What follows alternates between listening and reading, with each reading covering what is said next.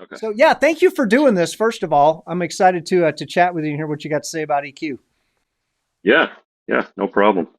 Thanks for having me. So yeah, so you're a very proficient user of EQ. You and I have talked about this a lot. That you spend a lot of time and use that as one of your main tools for kind of sculpting your tone. What are kind of overall thoughts on EQ and how do you like to use it?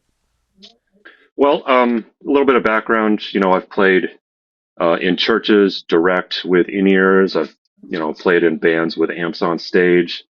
I've engineered live. I have done studio production, mixing, mastering. So I've kind of touched on, all the major scenarios, where EQ and processing are used. So that's, a little bit of my pedigree. Um, but a lot of my thoughts on EQ come from my experience in the studio and how I applied that to live stage. Um, in mixing studio, two biggest tools, compression and EQ, I would spend more time and more energy using those two tools before I touch anything else, bar none. Um, those two things will do the most to shape your tone, place instruments in the mix, bring it forwards or backwards, um, give you the sense of space, even more than reverb, delay, any other effects you might use. These two things have the most significant impact on how things are going to sound and how a full mix is going to sound. Yeah, So they're they're like absolutely critical. huge. They're like hugely important tools that I think a lot of people skip because they're not as sexy as like reverbs and distortions and all that. They're like, oh, I'll get to that EQ and all that stuff later, without realizing that if you get it right at the front end, then the rest of it actually does become more fun. Yep, yep. It's the tire rotation and oil change of music production. They're they're boring, they're not fun, but without those two things, you're not going anywhere. Very true. That's a great analogy. I'm totally stealing that, by the way. So I'd say as far as the basics go, in a live situation, studio situation, EQ early, EQ as often as you possibly can. I know if you're using a traditional pedal board, space is a factor. Um, I remember at one point I had two dedicated EQ pedals on my board, in addition to the um, the EQ built into my preamp, and then another EQ built into a separate processor. But I had, let's see, this um, Boss GE7. Mm-hmm. This one's been modified to have it's got different op amps and capacitors to reduce the noise because it's kind of a noisy pedal. Right. But at a gig, especially a new gig in with a new band or in a new venue, absolutely indispensable. I would not go to a gig without that in my bag because it's kind of say your pedal board, your tone is already, in the sweet spot and everything sounds the way you want it, but you've never been in this bar before or concert hall or wherever, and things are going to need adjustment. It's just a fact of life.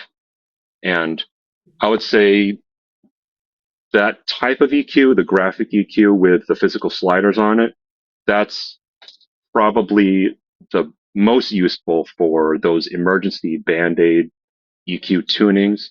If you need to make a quick change, done, done. Right. Too low, too high, no problem. Absolutely. Yeah, they're So super if you fast don't and you have a can actually graphic EQ, visualize the whole thing. Whereas parametrics kind of like you got to look at it and study it and like, what exactly am I doing here? right? Yeah, this is very intuitive. Um, you can plug it in and have your fix within seconds. The first EQ, always. Don't forget this. My Jensen does not have this, but my Wave has a tone knob. So tone knob, first EQ, use it. After that, Now this depends on your pedal board setup, what kind of effects you're using. I use a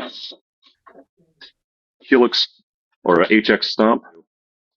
If you have the option, your next EQ should be a high pass to cut off all your low end, and then a low pass to cut off all your high end. Now, with the setup that I have, what I use is a 60 hertz high pass, and my low pass is set at 12 and a half kilohertz.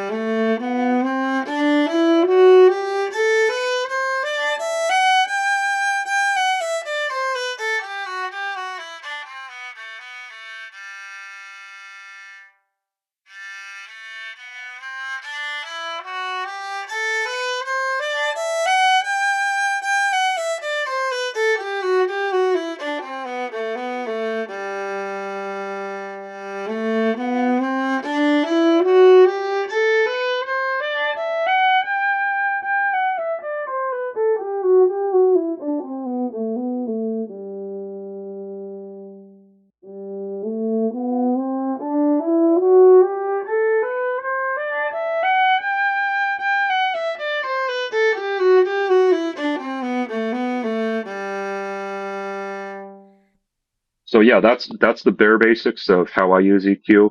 Um, Currently in my patches, I don't have a lot of additional EQ that's like a standalone EQ block. The delays in the HX have a little bit of pass filtering. I believe the reverbs have a little bit of pass filtering, and those are also very important tools, which I'll talk about later. But as far as how I will place effects, um, your tone knob, your initial pass filtering, and then any additional EQing that can be really placed anywhere in your signal chain. Um, as I said before, EQ early and EQ often. If you have three EQ pedals, you can make good use of three EQ pedals. If you have a digital processor like the HX Helix, the ME90, I'm not sure how the EQ is set up in that, but many of these multi-effects processors will allow you to place quite a few instances of whatever process you're using. Yep. Now, the rule of thumb in studio production is subtractive EQ is the way to go anytime you're doing just your base tonal adjustments. And the reason for this is EQ is a gain adjustment. Mm-hmm. So you are taking this narrow band of your frequencies, you are either applying gain to it or you are cutting gain to it. And as you know, as you discussed last week, a gain adjustment is a tone adjustment. If you bring up the gain on a certain band early in your chain, and then you boost the volume later on down the line, you're going to hear that gain, you're going to hear that noise. So even if you're boosting, say, 120 hertz by 6 dB, if it sounds clean there, you add volume or gain later on down the line, you're going to hear that, and it's going to come through as overdrive. Now, whether or not you want that overdrive is, purely a creative question, but it's it's a tool to be used, but it's also something to watch out for. Mm-hmm. And then So we'll kind of jump. how do you feel about bandwidth? Are you sort of a boost broad and cut narrow guy, or where do you like to do those types of things? How wide of a Q are you using? Um, I would always start with very broadband boosts and cuts, and if it's not doing what it needs to do for you, take that broadband and narrow it down a little bit. If you have a parametric EQ, you can raise the Q adjustment to narrow that band. If you're having a problem with feedback, especially if you're playing an acoustic violin, if you're having issues with feedback, you can, what we do is call it a Q sweep. you would let's see, you would raise the Q, Mhm. raise the gain, Yep. and then sweep that frequency until you get to where it's really pinging and feeding back a lot. And then you can raise the Q a little bit more to narrow it down and then cut it. And if that gets rid of your feedback, then you found your problem frequency. And that's what we call a notch filter. Yep. Um, a lot of preamps have a notch filter, which is a preset Q, but you can sweep the frequency and raise or lower the gain on that to get rid of any feedback problems.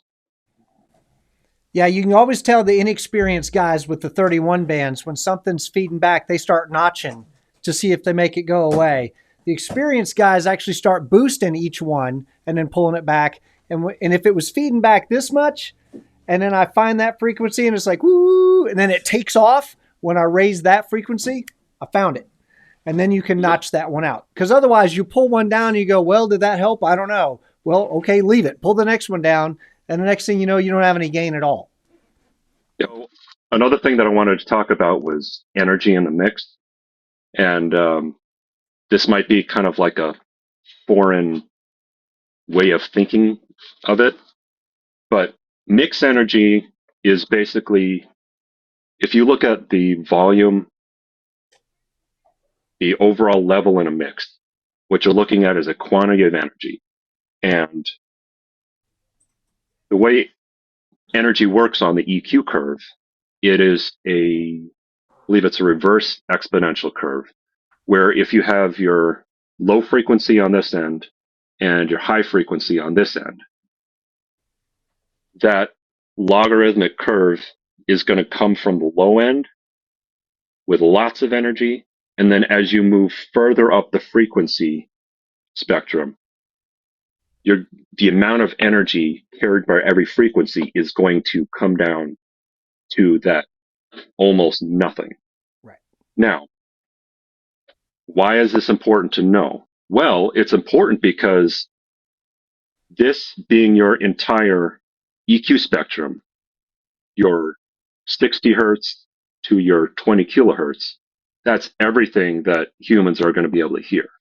So front of house is looking at the gain meter on your channel, and if it's peaking into the red, he's going to bring your gain down. Mm-hmm. Yeah. And like you said, a lot of the energy comes from those lower frequencies. So if I'm using my high pass judicially and I'm cutting a lot of those useless low frequencies out of there, then I'm actually sending a stronger signal. All my mids and highs, which are what you can hear with a violin, those are coming Yep. through stronger than they would be. So if your engineer's like, dude, I can't get you out here, I'm peeking you out, but I still can't hear you. It could be because you're sending too much low frequency stuff that nobody's going to hear anyway. And if you cut that Mm-hmm. out, and it's crazy that if you cut that out, you end up sending a stronger signal to front of house. It's a little counterintuitive. Right. And the compressor on the front of house board, it doesn't hear what you're playing.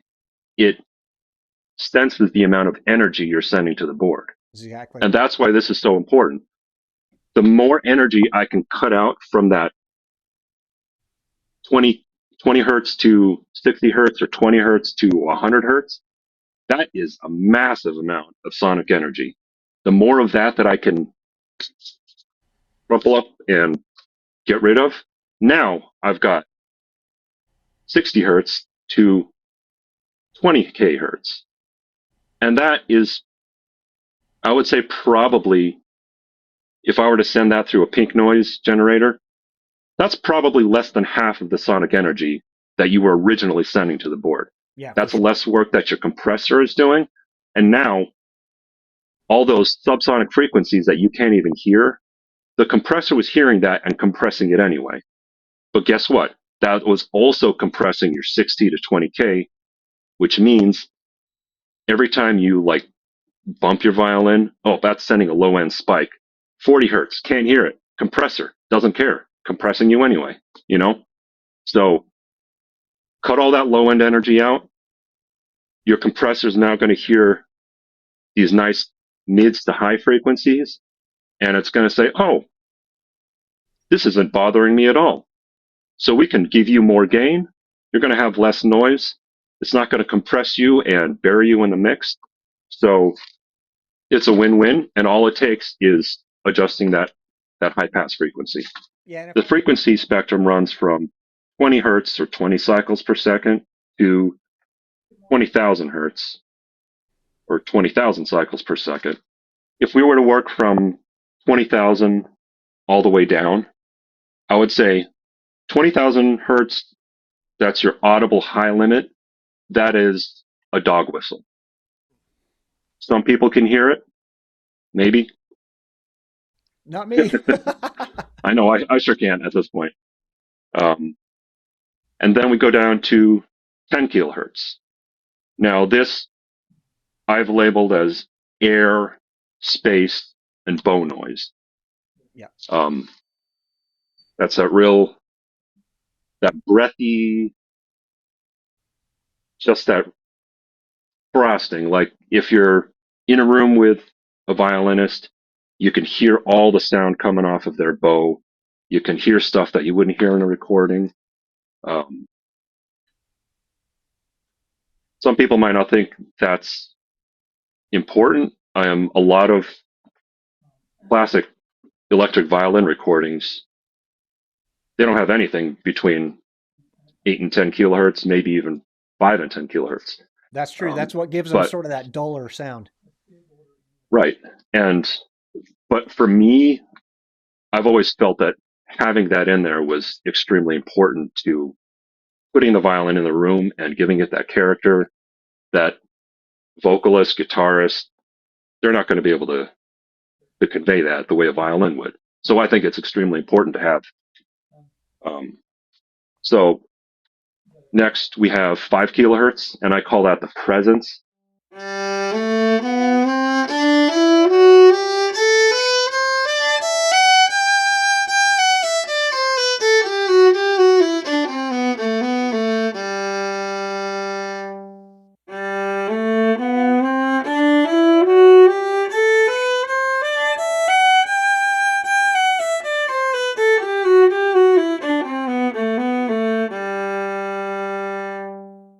So that's kind of 5K is where it kind of gets into your face. And I'm not really sure how else to explain that, but that's just Yeah. that's just the impression that I get. You boost 5K and it's gonna Mm-hmm. kind of come up Yeah. It come up sort right of up. pushes it at you. Yeah, exactly. Yep. And then next coming down from that, 2.5 kilohertz. That's known as the singing frequency. That's kind of the most prominent frequency in vocals.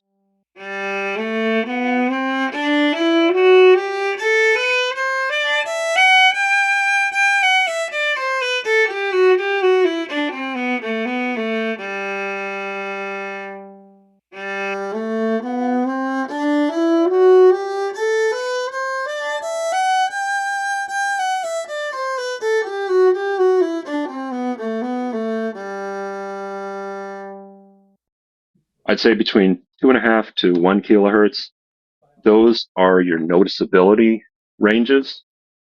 That's what's going to jump out at the mix. And the reason for this is biological, actually. Humans, our ears are attuned to pay attention to the vocal range because that's how we speak to each other. And this is also the reason why it's so important for violinists because we play a lot of vocal range lines.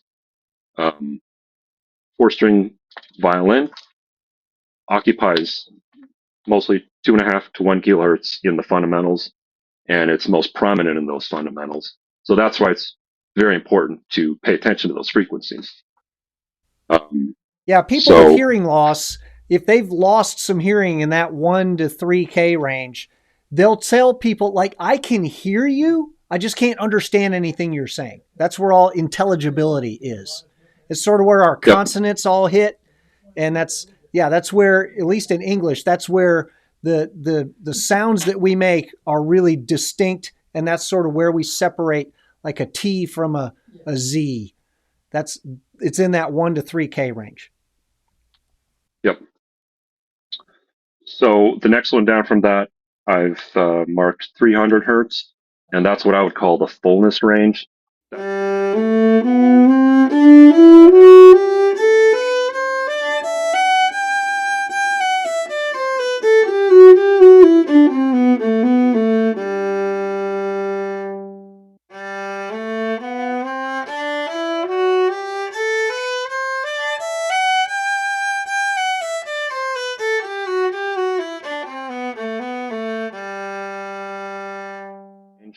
That's where you kind of start to get that low end fullness, and ooh, that feels like a real instrument. Yep. You know, I can kind of feel that moving in the room. 150 hertz, I would call that the richness range.